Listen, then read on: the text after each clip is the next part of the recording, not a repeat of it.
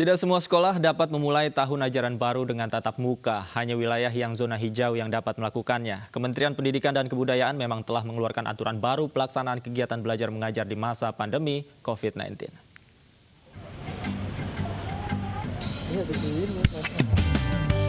Hari ini secara resmi tahun ajaran 2020-2021 dimulai.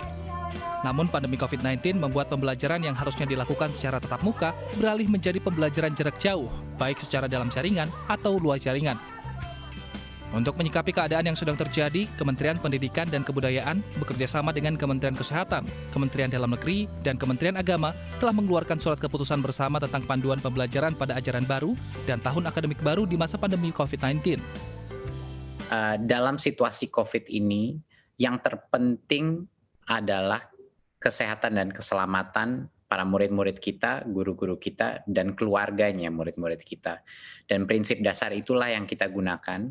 Makanya dalam paparan ini akan terlihat bahwa relaksasi dalam pembukaan sekolah ini dilakukan dengan cara yang paling konservatif yang bisa kita lakukan.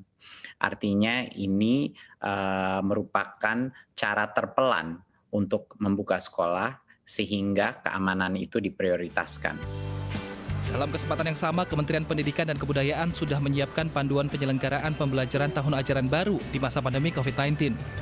Dan berikut panduan pembelajaran yang akan berlaku secara bertahap. Kementerian Pendidikan dan Kebudayaan memutuskan hanya zona hijau yang boleh mengadakan pembelajaran tatap muka. Sementara untuk zona kuning, oranye, dan merah tetap belajar dari rumah.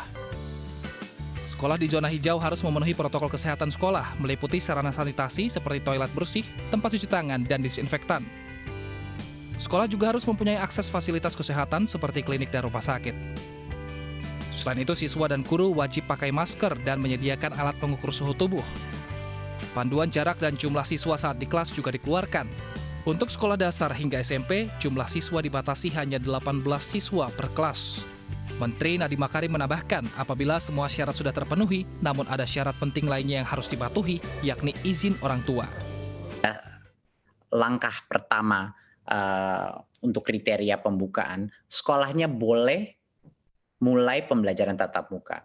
Tapi ada satu lagi perizinan yang harus dipenuhi, yaitu orang tuanya murid pun harus setuju untuk anaknya mereka pergi ke sekolah pada saat itu. Sementara di masa transisi, kantin, olahraga, ekstrakurikuler, hingga kegiatan orang tua siswa dilarang dan ditiadakan. Barulah pada masa new normal, kantin bisa beroperasi dengan penerapan protokol kesehatan. Begitu juga dengan kegiatan olahraga dan ekstrakurikuler.